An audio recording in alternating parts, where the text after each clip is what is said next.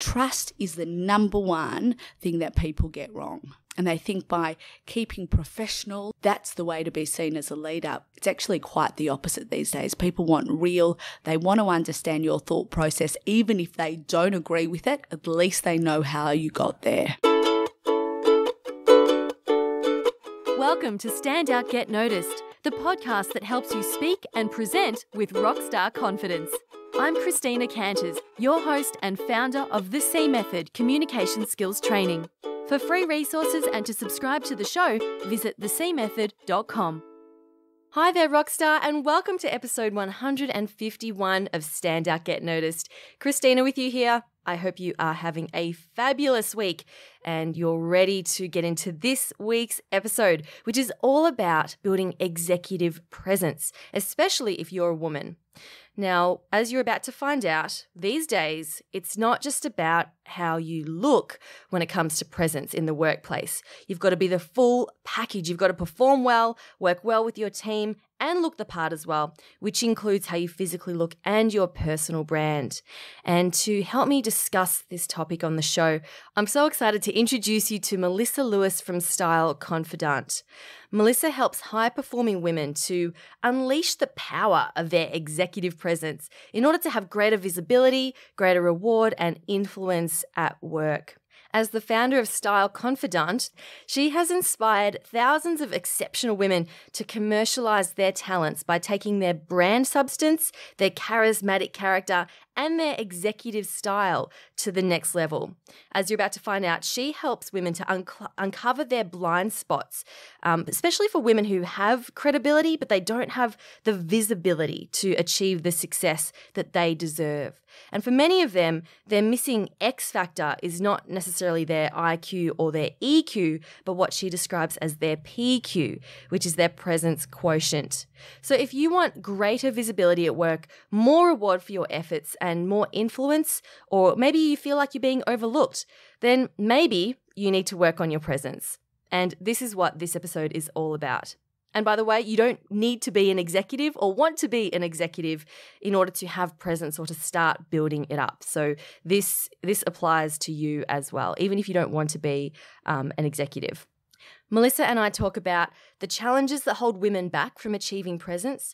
We talk about how to find your value and discover how others perceive your value, what it means to have the full package at work, and what to do if you have to wear an ugly uniform or high-vis clothing at work and you feel like it's cramping your style. We also talk about what you could do in those situations as well. Show notes will be at thecmethod.com/Melissa. Okay, you ready to meet Melissa Lewis? Let's get to it.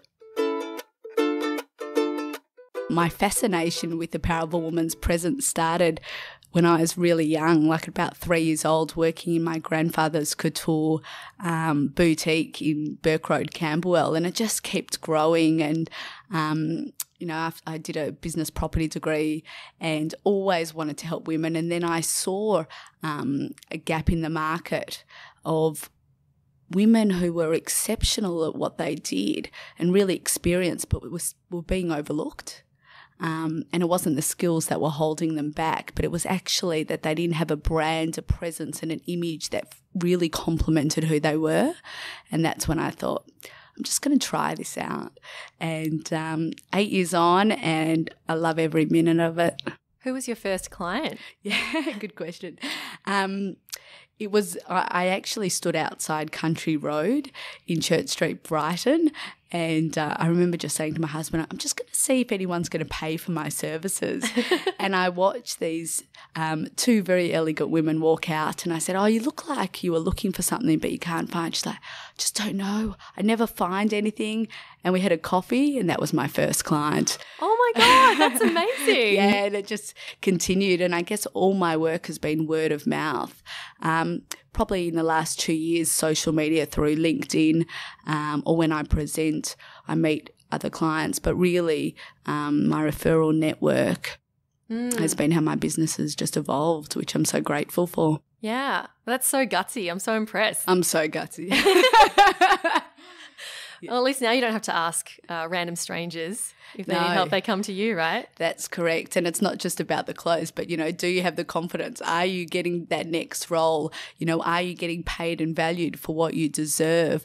Are you good at negotiating? Are you walking into a boardroom and being heard? So it's skyrocketed. There's just so many elements that women of substance will often come to me and say, you know what, like I've got so many accolades, but I'm still being overlooked, and people with less qualifications than me are getting the roles. What do I need to do?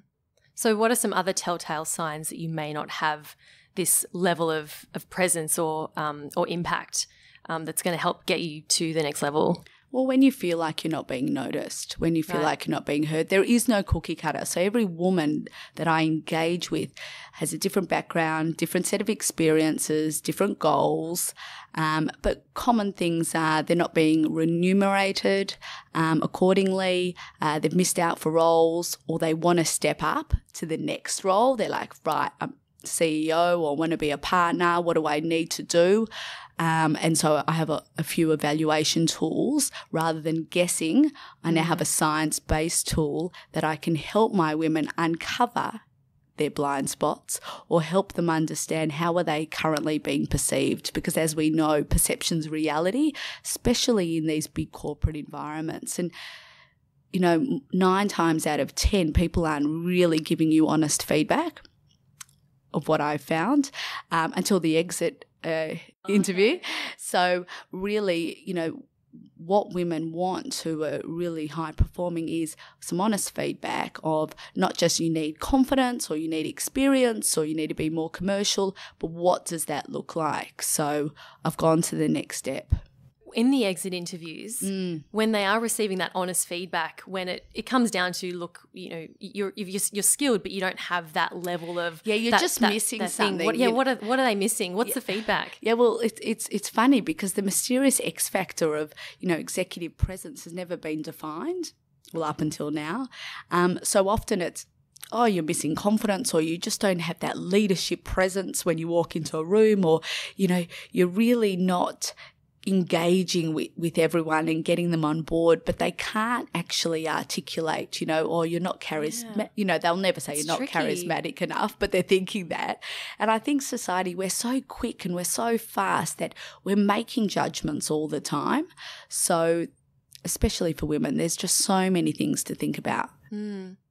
So let's define what presence is before we move into, what are some things that hold women back, or what that we can start to do to start building this, to building our presence. Let's define it. How do you define it? Yeah. Well, presence means different things to different people. So each of us will have different elements of presence that resonates, holds us back, or causes us to be misunderstood. And up until now, executive presence, as I said, has been that mysterious X factor in leadership. And when speaking to organisations, they found it very hard.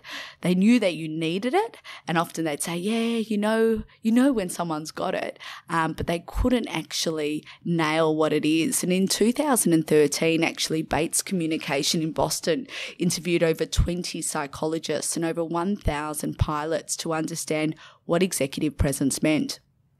And based on their comprehensive research, the Communicative Leadership Company went to define executive presence as the qualities leaders have that engage, inspire, align, and move people to act. And it's funny, when you say that to someone, they're like, because we know it's not always the smartest person in the room who projects executive presence. So, people are looking deeper at qualities such as authenticity, integrity. Do they have concern? Do they have humility? Yet do they show their practical wisdom? Are they inclusive? Are they assertive but not aggressive? So we're looking... so hard.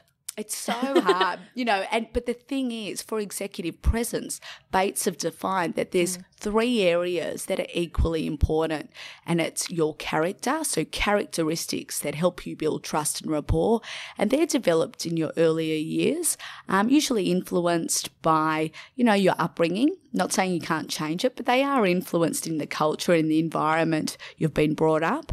And then they look at your substance. So your substance is your credibility and wisdom that, you've developed over your years. And then they look at your style. So yes, appearance does matter. Do you look like an executive? Is it in line with leadership qualities? Do you bring energy and vigility?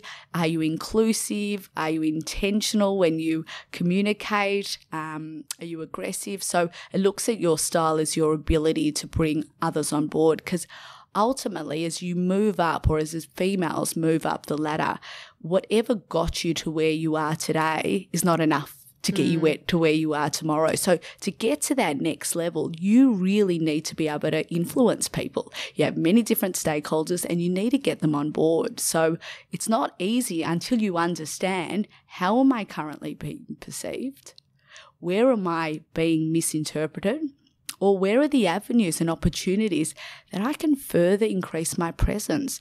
And by understanding that, for example, I had a client that was seen as not authentic. Now she's like, I am authentic. And I said, I know that. But when we dig deeper, she wasn't disclosing with sincerity things that were relevant to her. She was more a fence sitter. So in a meeting, she wouldn't make a stand. So no one really knew what her thoughts were on the issue. She was unlikely to really bring up experiences that she's had or failures to make people closer to her, because these are the things that people relate to. It's that vulnerability element. Absolutely. And when you're vulnerable, what happens is that people trust you. People trust you, and not only trust you, but it allows them, for the good times and bad times, that you will allow them to, you will bring them on the journey with you. Yeah. So when you're going through rough times at work, and there always is, that you will be able to influence these people because they trust you. Trust is the number one thing that people get wrong. And they think by keeping professional and, not bringing too many elements into their life, that's the way to be seen as a leader.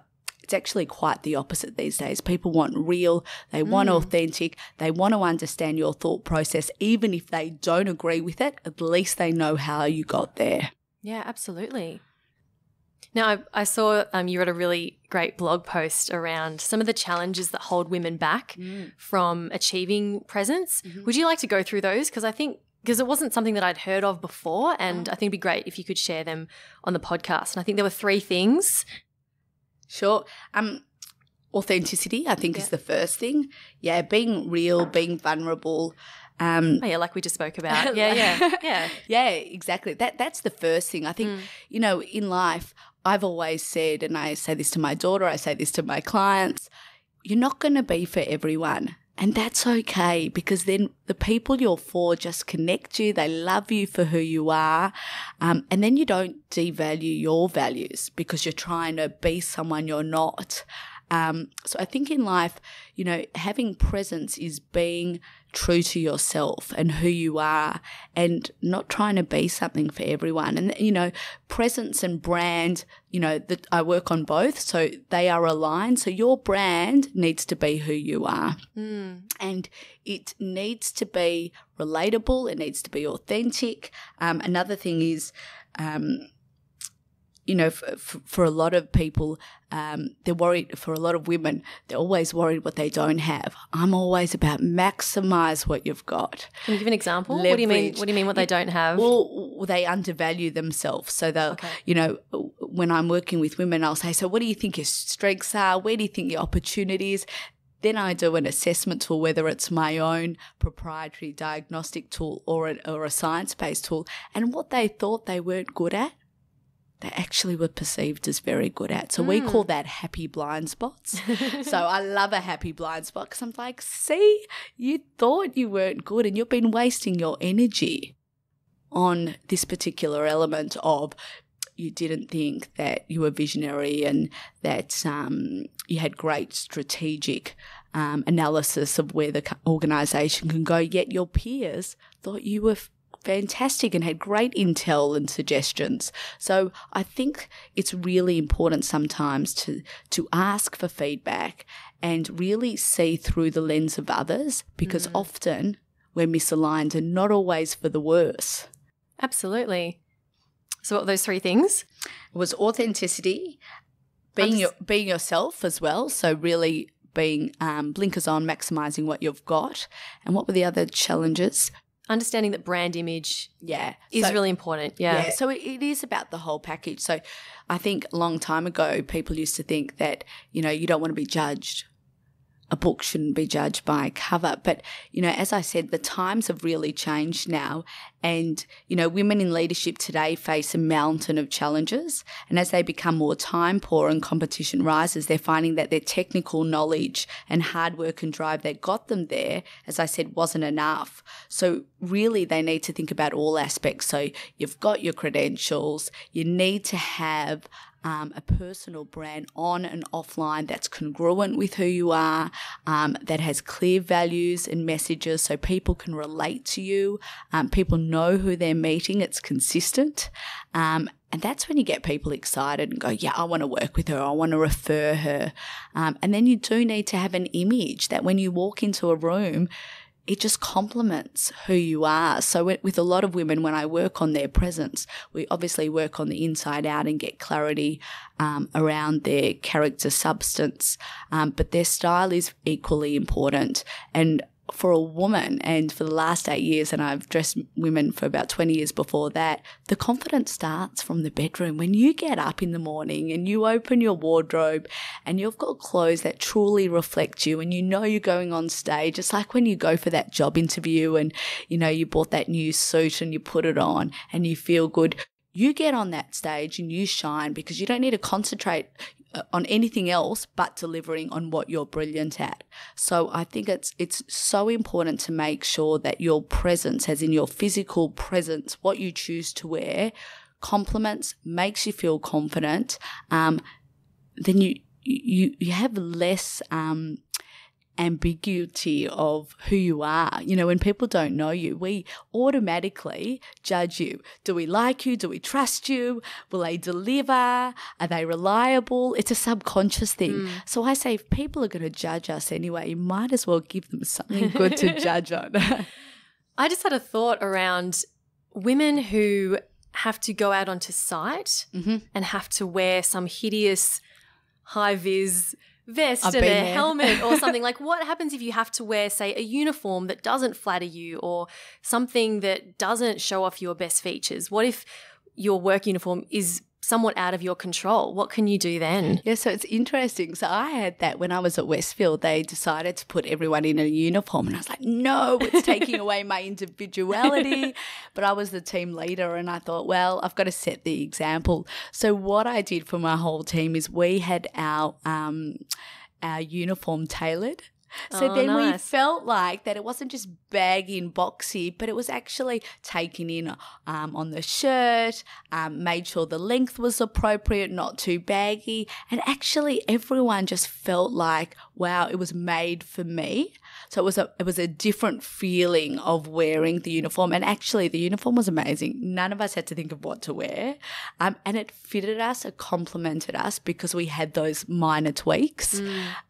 So when you got to wear a high yellow vis, and I remember doing that when I was in shopping centre management, I was pregnant and I used to laugh saying I was the wide load. You just got to do it with a smile because it's, for that it's about safety. So safety comes first rather than fashion. So I know a lot of the women that you work with are at the executive level. They're quite high up in their company.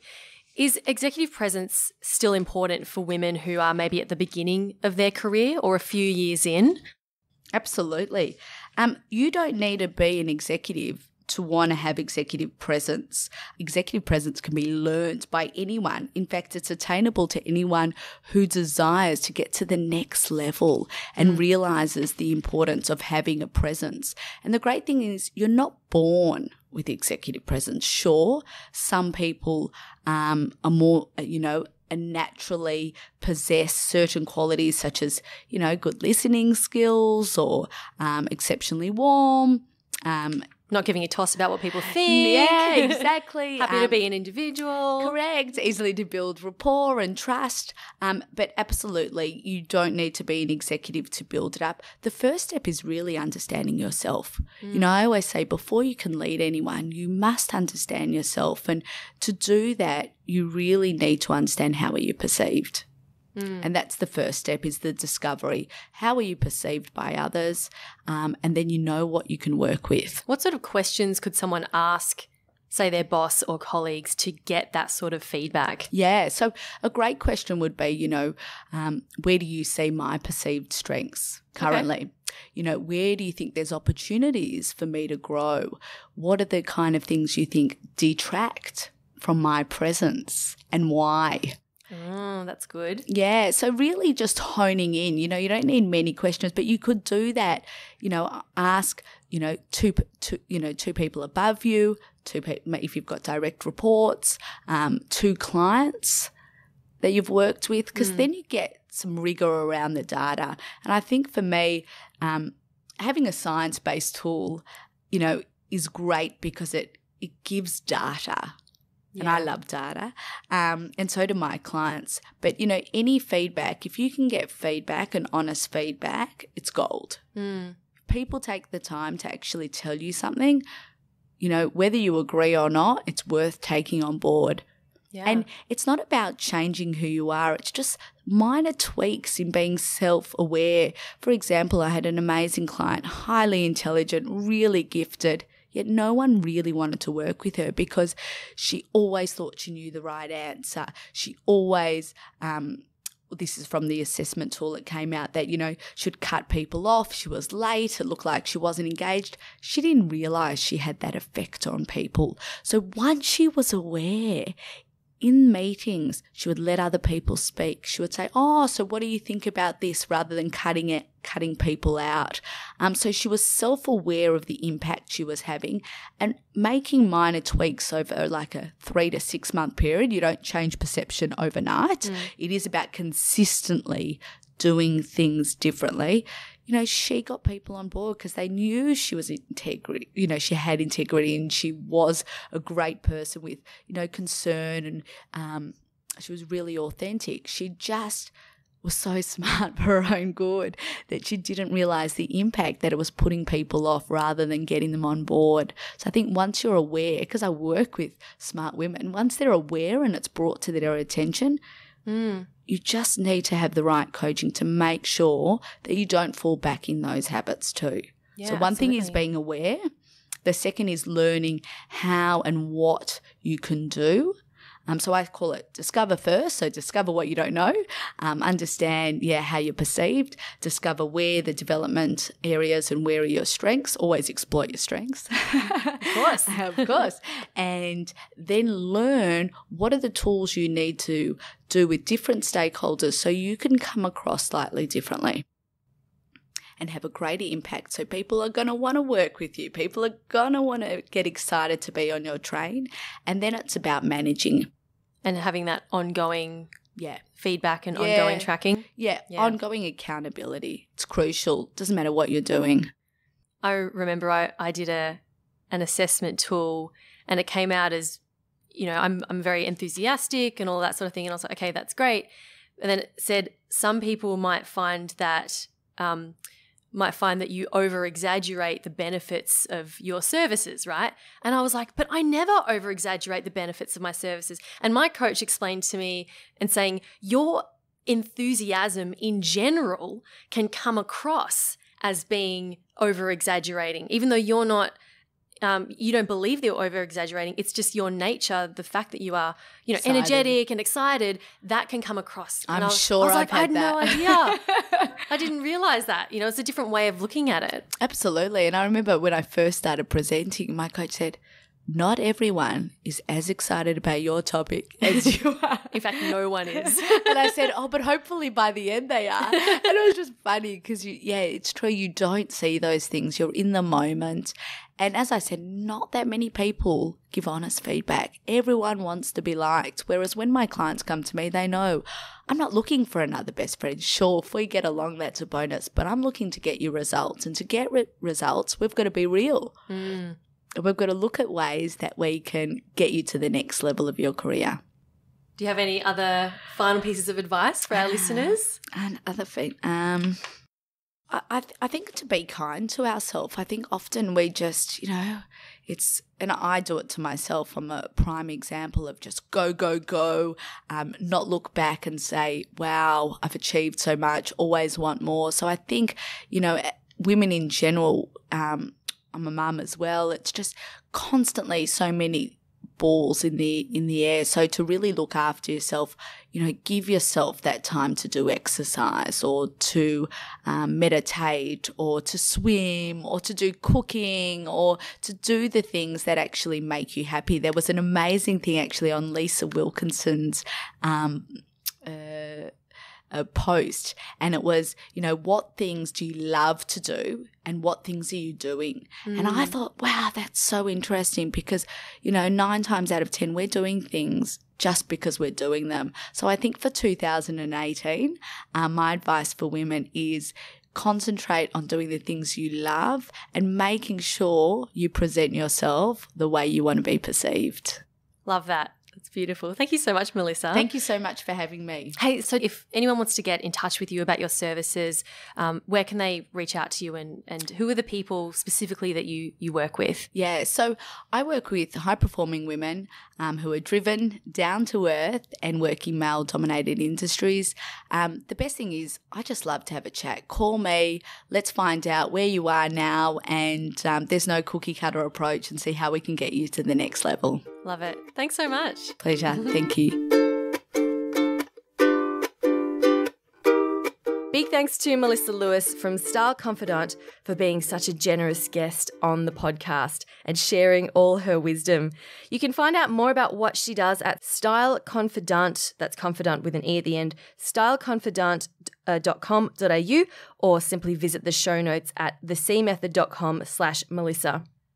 Now, before I go today, I want to give a quick plug for the free Small Talk Made Simple class that I've had hundreds and hundreds and hundreds of people go through this, and the feedback has been phenomenal. So I want to share it with you today. If you want to feel more confident when talking about yourself, explaining what you do, having conversations both in a work and a social context, then you need to check out this email series. I received an email recently from a podcast listener whose name is also Christina, spelled the same way, rock on, awesome. And she writes to say, I have always hated small talk until I heard you on the confidence course, which your lesson 1 in the Small Talk Made Simple class reinforced.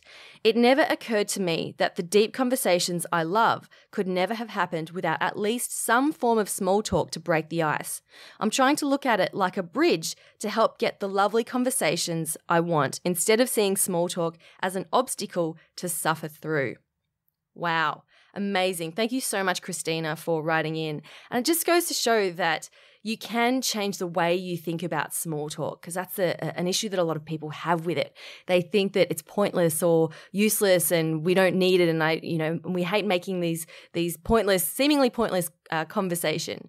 But as you'll find out in the course, it's actually a great segue, or it allows you to transition into deeper, more meaningful conversations. So if that's what you're looking to have at work and in your social life, or even with your family, go sign up for the course. It's free. It's a 10-day email class, and you can find it at freeconfidencecourse.com. Easy, freeconfidencecourse.com. Go sign up. Okay, and that brings us to the end of this episode. Thank you so much for spending some time with me today. Keep on being awesome, and I will talk to you next week. My name's Christina Canters, and this has been Stand Out, Get Noticed.